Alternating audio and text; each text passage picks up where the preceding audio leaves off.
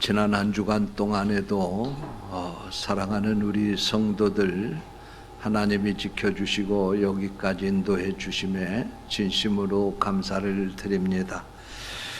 코로나19 사태로 교회에서 함께 모여 예배를 드리지 못하고 초소해서 온라인으로 이 시간 예배에 참석하시는 성도들에게 하나님께서 예배당에서 함께 예배드리는 것과 같은 동일한 은혜를 주시기를 원합니다. 그 있는 곳에 오늘도 부족한 종이 전하는 말씀이 하나님의 음성으로 들려지기를 축원합니다. 아무쪼록 건강하시고 또 우리가 기도해서 속히 이 코로나 바이러스가 이 땅에서 소멸되고 전과 같이 자유스럽게 신앙생활할 수 있는 날이 올 수 있도록 여러분 함께 기도해 주시기를 바랍니다. 저는 지난 주일에 하나님을 기쁘시게 한 사람들이라고 하는 제목을 가지고 말씀을 전했습니다. 오늘도 계속해서 하나님을 기쁘시게 한 사람들이라고 하는 두 번째 말씀을 드리려고 준비를 했습니다. 지난 시간에는 동일한 말씀의 제목을 가지고 아벨과 에녹과 노아가 어떻게 하나님을 기쁘시게 했는지에 대해서 말씀을 드렸습니다. 오늘 이 시간에는 동일한 제목으로 하나님을 기쁘시게 한 사람들 중에 아브라함에 대한 말씀을 여러분에게 드리면서 함께 은혜를 나누기를 원합니다. 아브라함이 어떤 믿음으로 하나님을 기쁘시게 했는지에 대해서 이 시간 말씀을 드리려고 합니다. 성령께서 이 말씀을 듣는 우리를 깨우쳐 주시기를 원합니다. 오늘 읽은 본문 말씀에도 아브라함의 이야기가 나오지만 창세기에 보면 특별히 창세기 12장 이하의 말씀을 보게 되면 아브라함에 대한 이야기가 나옵니다. 이 아브라함의 이야기를 읽으면서 아브라함이 어떻게 하나님을 기쁘시게 했는가, 자질구레한 여러 가지 하나님을 기쁘시게 한 일도 있지만 아브라함의 생애 동안에 하나님을 기쁘시게 한 일이 이 두 번의 사건이 아닌가, 그렇게 우리가 하나님의 말씀을 보면서 깨닫게 되는데, 첫 번째로는 하나님의 아브라함을 기쁘시게 한 사건은 하나님께서 아브라함을 부르시면서 모든 것을 포기하라고 하는 그 명령을 내리시게 될 때 아브라함이 절대 순종함으로 하나님을 기쁘시게 했다는 사실입니다. 오늘 본문 8절 말씀입니다. 믿음으로 아브라함은 부르심을 받았을 때 순종하여, 이렇게 말씀을 하고 있습니다. 그러면 아브라함이 부르심을 받았을 때가 언제 어디서이고 어떻게 부름을 받았습니까? 창세기 12장에 보면 아브라함이 75세 때에 갈대아 우르 땅에서 살 때 하나님이 그를 부르셨습니다. 이해를 돕기 위해서 말씀을 드리면 이 갈대아 우르는 현재의 이라크의 수도인 바그다드에서 남쪽으로 약 350km 정도 떨어진 지역이라고 합니다. 당시에 이곳은 세계 최대 도시 가운데 하나였습니다. 그러니까 시대로 얘기를 한다고 하면 지금서부터 약 한 4,200년 전이 되겠습니다. BC 2160년경에 아브라함이 태어난 것으로 그렇게 추정을 하니까요. 지금서부터 한 4,100년 내지 200년 전의 이야기입니다. 그곳에서 아브라함은 최대 도시니까 문명의 혜택을 누리며 살았습니다. 그러나 그것은 우상 숭배의 도시였습니다. 그래서 하나님은 믿음 안에서 아브라함을 살게 하려면 그곳을 떠나게 하는 것밖에는 다른 방법이 없겠다, 그런 생각을 하시고 하나님께서 어느 날 아브라함에게 나타나셔서 말씀을 하십니다. 아브라함아, 내가 너를 불러서 너로 하여금 큰 뜻을 이루려고 하는데, 그렇게 하려면 너는 너의 고향과 친척과 아버지의 집을 떠나야 된다. 그러면서 그곳을 떠나지만 내가 너에게 갈 땅을 보여줄 테니 그리로 가라고 하나님이 그렇게 명령하시는 것입니다. 여러분, 여기서 고향과 친척과 아버지의 집을 떠난다고 하는 것은 아브라함을 세상에서 철저하게 분리시켜야 된다고 하는 하나님의 계획 때문이었습니다. 과거의 모든 것들을 버려야지만 그가 믿음의 길을 갈 수 있다고 하나님께서 생각하셨기 때문에 아브라함에게 이와 같은 명령을 하신 것입니다.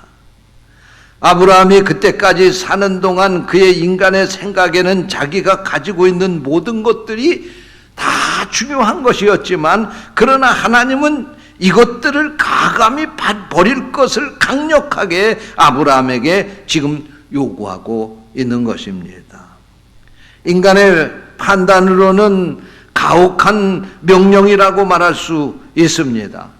그러나 하나님은 더 큰 축복을 주시기 위해서 지금 아브라함이 머무르고 있는 바로 그 장소, 아브라함이 누리고 있는 그 모든 것을 철저하게 포기할 것을 요구하고 있는 것입니다.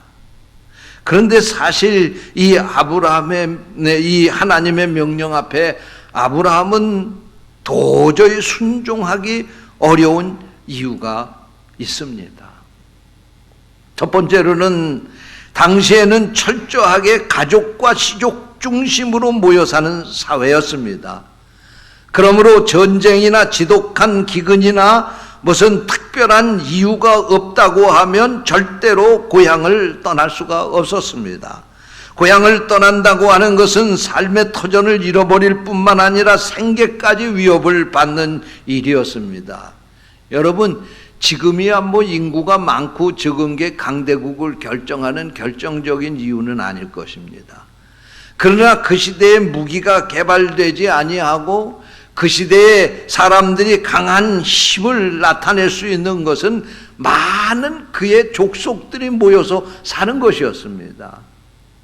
그러니까 그들이 모여있는 그 부족들이, 그 시족들이 얼마나 많이 모여서 사느냐가 그 시대의 패권을 가지느냐 못 가지느냐를 결정하는 것이었습니다. 그런데 하나님께서 말씀을 하시기를 아브라함을 바로 그 공동체에서 떼어내려고 하셨다는 것입니다. 아브라함을 그곳에서 나오라고 하신 것입니다. 이 상황에서 아브라함은 도저히 하나님의 말씀을 순종하기가 어려웠던 것입니다. 두 번째로 하나님의 이 말씀 앞에 순종하기 어려운 것은 아브라함에게 목적지도 알려주시지 아니하고 하나님은 그냥 떠나라고만 말씀하시는 것입니다. 하나님은 그냥 내가 네게 보여줄 테니 그곳으로 떠나라고 말씀을 하시는 것입니다. 사실 고향과 삶의 터전을 떠나라고 하는 명령도 순종하기 어려운데, 어딘지도 모르고 앞으로 알려줄 테니 무조건 떠나라고 하는 이 명령은 아브라함도 순종하기 참으로 어려웠을 것입니다. 이때 아브라함의 나이가 75세입니다. 이 나이에 평생을 공들여온 삶의 터전을 떠난다고 하는 거, 정부치고 살던 가족들을 떠나야 한다고 하는 거, 심지어는 자기의 모든 것을 다 포기하고 모든 관계를 끊고 이곳을 떠나야 한다고 하는 것은 아브라함에게 있어서 결정하기 대단히 힘든 명령이었습니다. 웬만한 사람 같으면 이 명령을 순종하기가 어려웠을 것입니다. 그러나 아브라함은 이 하나님의 명령 앞에 무조건 아멘하고 순종을 했습니다. 그래서 오늘 본문 8절 9절 말씀에서 이렇게 말씀하고 있습니다. 믿음으로 아브라함은 부르심을 받았을 때 순종하여 장래 유업으로 받을 땅에 나아갈새 갈 바를 알지 못하고 나아갔으며, 목적지를 모르고 출발을 했다는 말씀입니다. 하나님께서 아브라함을 부르시면서 어디로 가라고 하는 무슨 아무 근거도 주지 않았습니다.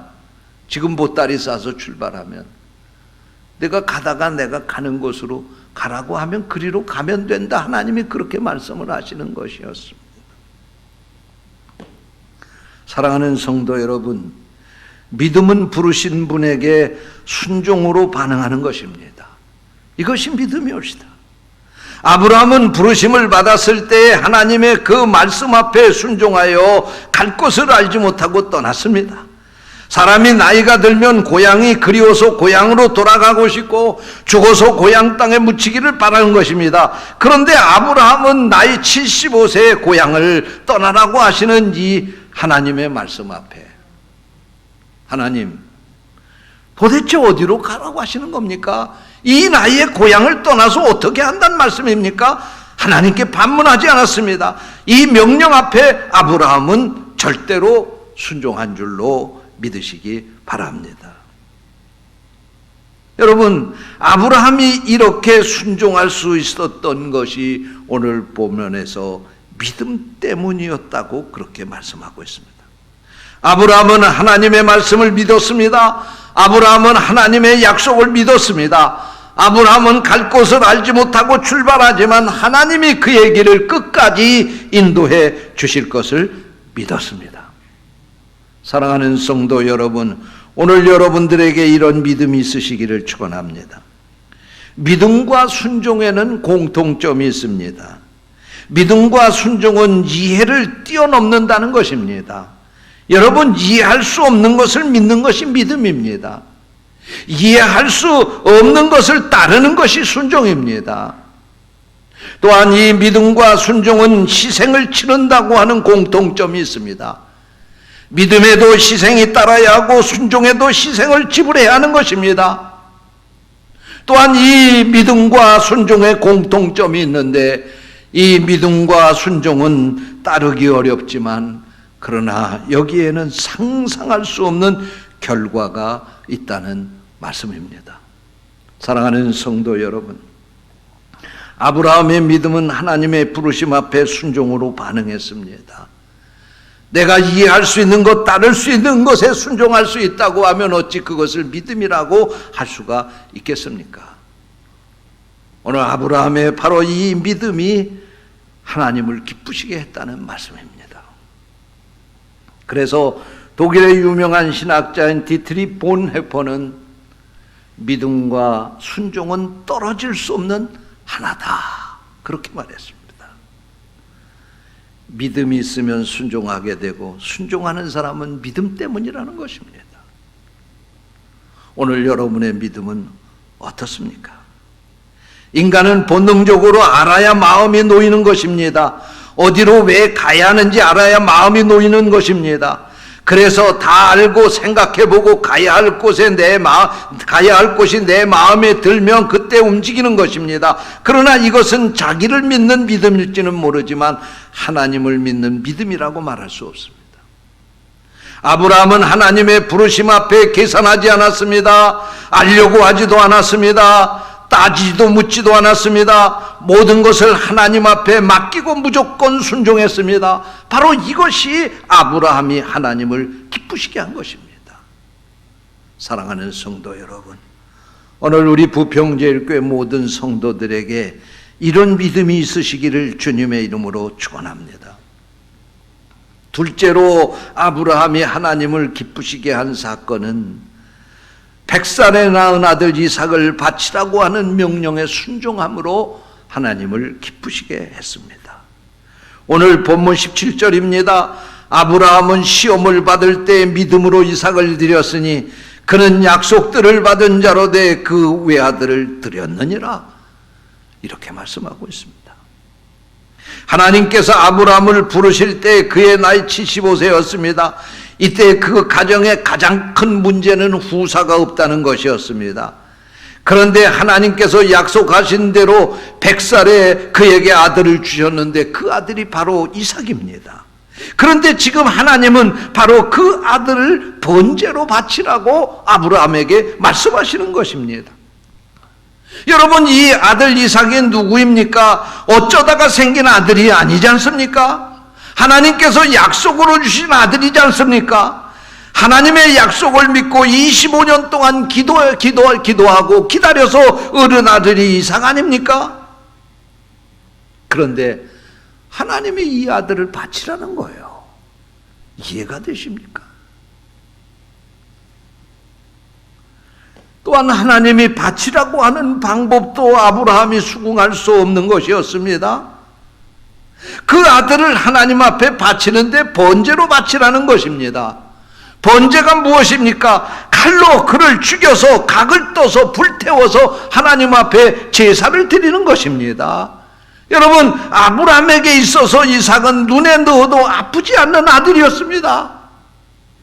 그런 25년 동안이나 기다려서 100살에 낳은 아들이었습니다. 그런데 그 아들을 그냥 바치라고 하는 것도 아니고 그 아들을 칼로 찔러서 죽여서 그 아들의 각을 떠가지고 불태워서 하나님 앞에 바치라니. 여러분, 아브라함이 어떻게 이 가혹한 하나님의 명령 앞에 순종할 수가 있겠습니까? 이분이 정말 하나님입니까? 보통 사람 같으면 당신이 도대체 이 아들을 주시고 나서 이제 와서 그렇게 말씀을 하시면 어떡합니까? 당신이 나를 지금까지 인도하신 하나님입니까? 자식을 불태워 죽이라고 하는 하나님이 정말 나의 하나님일 수 있습니까? 그리고 귀를 의심하기도 하고 자신의 그 행동을 다시 한번 돌이켜보기도 했을 것입니다. 아브라함은 이 하나님 앞에 너무나도 혼란스러웠을 것입니다. 그럼에도 불구하고 아브라함은 순종하기 이 어려운 명령 앞에 순종합니다. 창세기 22장 3절에 보니까 아브라함이 아침에 일찍 일어났다고 했습니다. 하나님의 이 말씀에 순종하기 위해서 일찍 일어났습니다. 도무지 이해할 수 없는 이 하나님의 강압적인 요구를 받은 아브라함은 고민할 겨를도 없이 아침에 일찍 일어났다는 말씀입니다. 그리고 그 아들 이삭을 데리고 길을 떠납니다. 아마 나 같으면 몇 날 며칠을 고민을 하다가 하나님, 기도해봤지만 도저히 안 되겠습니다. 하나님, 다른 방법은 없겠습니까? 라고 항의도 할 테지만 아브라함은 하나님의 이 말씀 앞에 아멘 하고 순종하며 모리아산을 향해서 갑니다. 사흘 길을 걸어서 모리아산에 도착했습니다. 아브라함의 사흘은 30년, 300년보다도 더 긴 시간이었을 것입니다. 아브라함은 이 사흘 길을 걸었다고 하는 그 말씀만 있지 성경에 이 사흘 동안 아브라함이 어떤 생각을 했고 어떤 고민을 했다고 하는 것에 대해 기록이 없기 때문에 그렇지만 천지창조라고 하는 영화를 보니까요, 이 아브라함이 이삭을 모리아산에 데리고 올라가면서 얼마나 고민을 하고 몸부림치는지 너무나도 생생하게 표현을 했더라고요.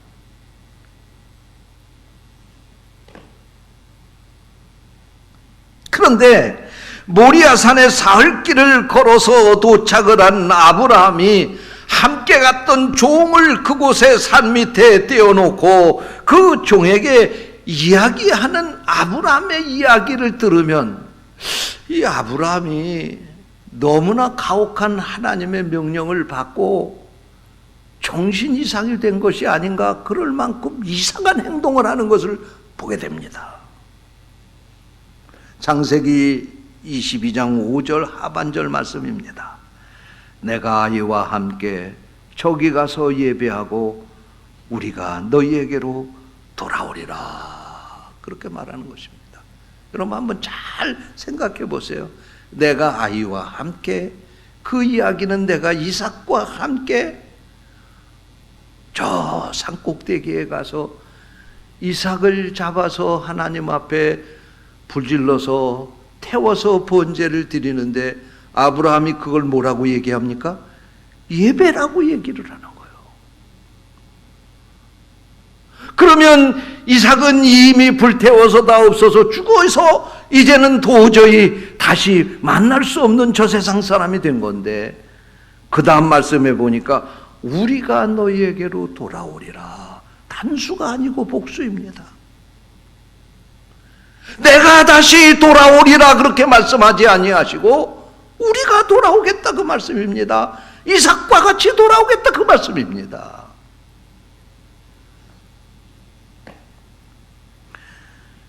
이 말씀을 보면 도저히 아브라함이 제정신을 가지고 이야기를 하고 있는가라고 생각을 할 수가 있습니다. 아들을 죽이러 올라가면서 예배하고 온다고 말하고 있습니다. 어떻게 아들을 죽이는 것이 예배라고 말할 수 있습니까? 이것은 끔찍한 살인 아닙니까? 어떻게 아들을 죽이고 각을 떠서 불태우는 것을 예배라고 말할 수 있습니까? 그런데 아브라함은 이것을 예배라고 말씀하고 있는 것입니다. 하지만 이 말이 맞습니다. 예배는 곧 희생이기 때문에 그렇습니다. 예배의 근본은 하나님의 아들 예수 그리스도의 십자가의 희생입니다. 우리를 위해 십자가에서 피 흘리시고 죽으신 바로 그분이 예배의 한 중심에 있는 것입니다.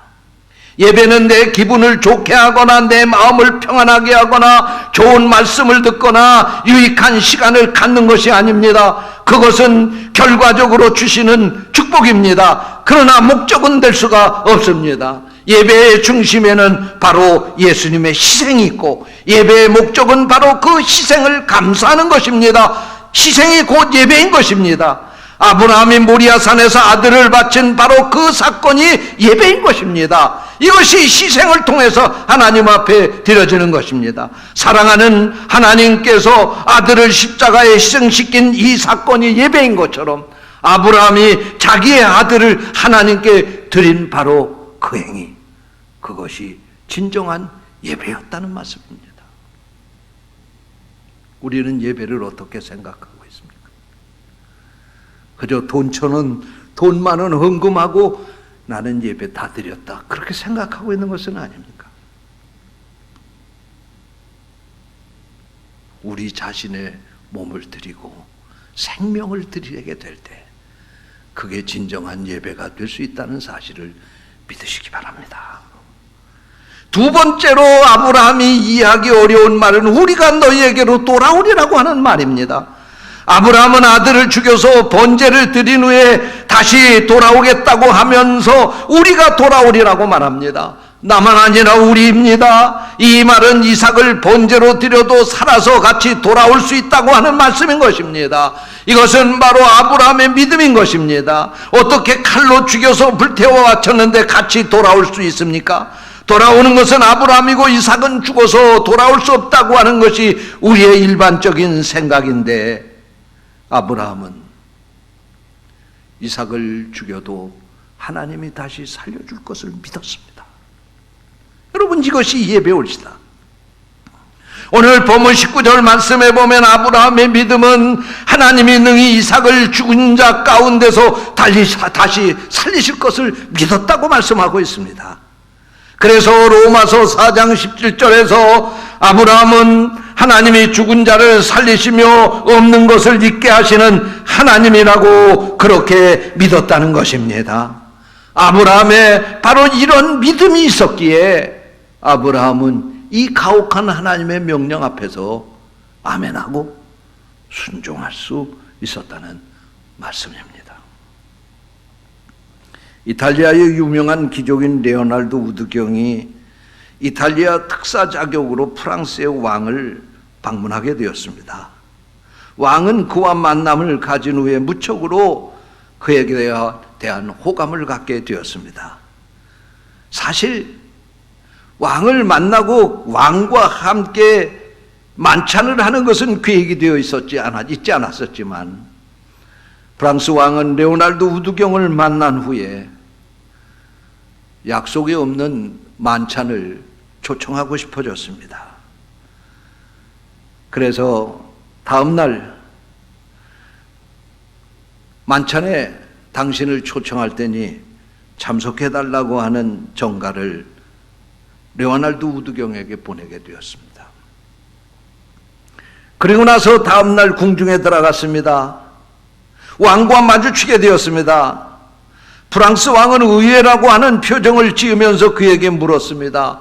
우드경, 나는 당신을 이곳에서 다시 보리라고 정말 기대하지 못해서 어떻게 된 일이오? 라고 물었습니다.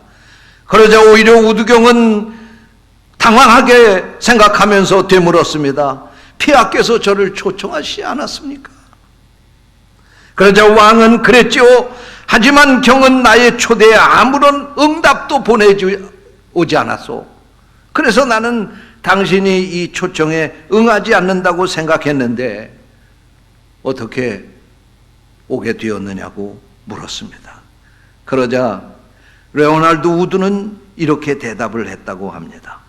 왕의 초대에는 결코 가타부타 대답할 수 없는 것입니다. 다만 순종만 있을 뿐입니다. 그렇습니다. 왕의 초대는 거부할 수 없는 초대입니다. 하물며 만왕의 왕이신 하나님께서 우리에게 하신 말씀에 우리가 가타부타 이유나 조건을 따질 수가 있겠습니까? 하나님의 말씀에는 순종만 있을 뿐입니다. 이것이 바로 아브라함의 믿음이었습니다. 사랑하는 성도 여러분, 오늘 여러분에게 이런 믿음이 있으시기를 축원합니다. 여러분이 믿음으로 무엇을 하나님께 보여주셨습니까? 이해할 수 있는 것에만 순종할 수 있다고 하면 그것을 어떻게 믿음으로 순종한 것이라고 말할 수가 있겠습니까? 이해할 수 없는 것에 순종했던 것, 그것이 바로 아브라함의 믿음이었습니다. 오늘 여러분이 이런 믿음이 되셔서 날마다 하나님을 기쁘시게 하는 성도들이 되시기를 주님의 이름으로 축원합니다. 아브라함이 이런 믿음을 가지고 살았더니 하나님을 감동시킬 수가 있었습니다. 창세기 22장 12절 말씀에 보니까 모리아산에서 아브라함이 이삭을 잡아서 하나님께 번제를 드리려고 칼을 들어서 죽이려고 할 때 하나님이 이렇게 말씀하십니다. 아브라함아, 아브라함아, 그 아이에게 네 손을 대지 말라. 네가 네 아들 네 독자까지라도 내게 아끼지 아니하였으니 내가 이제야 내가 하나님을 경외하는 줄을 아노라. 내가 이제야 내 믿음을 봤다. 정말 내 믿음이 어떤지를 확인했다. 그리고 하나님이 감동하셨다는 말씀입니다. 아브라함이 이런 믿음을 가지고 하나님을 기쁘시게 하니까 적과 꿀이 흐르는 가나안 땅의 주인으로 삼아주셨습니다. 아브라함이 이런 믿음으로 하나님 앞에 응답하니까 아브라함을 선택받은 이스라엘의 조상으로 세우셨습니다. 아브라함이 이런 믿음으로 하나님을 기쁘시게 하니까 하나님이 독생자 예수 그리스도를 이 땅에 보내시게 될 때 아브라함의 자손으로 보내셨습니다. 순종은 희생이지만 결코 비교할 수 없는 큰 축복의 약속이 보장되어 있다고 하는 사실을 기억하시고 날마다 하나님의 말씀 앞에 아멘, 아멘 그렇게 순종하는 성도들이 되시기를 축원합니다. 기도하겠습니다. 하나님 아버지 감사합니다. 주시고 말씀을 통해서 아브라함이 어떻게 하나님을 기쁘시게 했는지를 깨우쳐 주시니 감사합니다. 우리도 이런 믿음을 가지고 날마다 하나님 기쁘시게 해드리는 삶을 살게 하여 주시옵소서. 주님의 이름으로 간절히 기도하옵나이다. 아멘.